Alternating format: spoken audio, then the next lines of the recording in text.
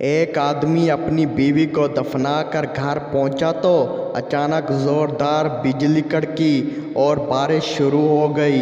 शौहर ने आसमान की तरफ देखा और बोला, लगता है पहुंच गई है।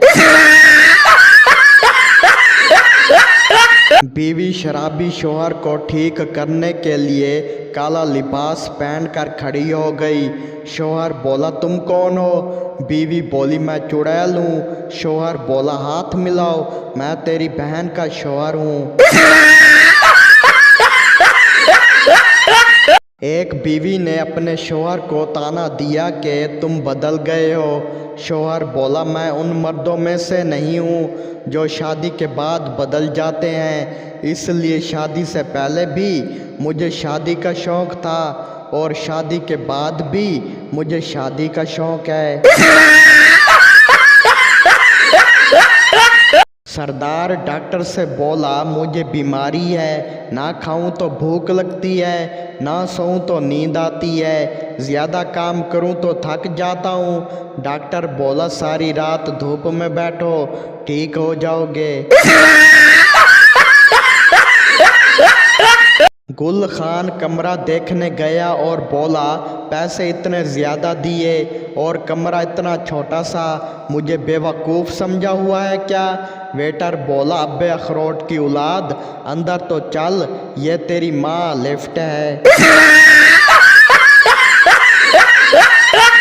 एक लड़का और लड़की किसी ऊंची पहाड़ी पर घूमने गए। लड़का बोला, ये वो पहाड़ है जहाँ इंसान अपना नाम ले तो बदले में पहाड़ से उसके महबूब के नाम की आवाज़ आती है। फिर लड़का ज़ोर से अपना नाम लेता है, हारिस। पहाड़ से आवाज़ आती है, आलिया। लड़की अपना नाम सुनकर बहुत खुश होती है। फिर लड़की अपना नाम लेती है, आलिया। तो जवाब में पहाड़ से आवाज़ आती है, हारून, हमज़ा, उसामा, तैमूर, अब्दुल मालिक, नईम।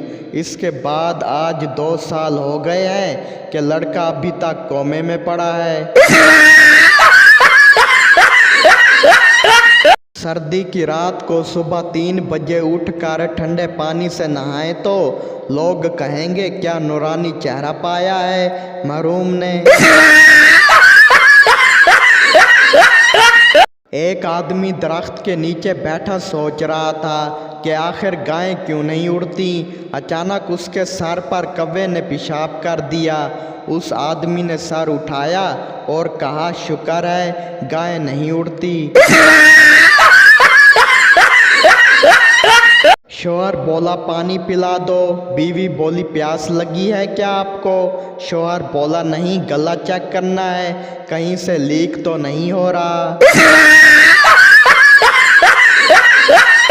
एक बच्चा गली में खेल रहा था। सामने वालों का कुत्ता निकला और उसके पाँव चाट कर वापस चला गया।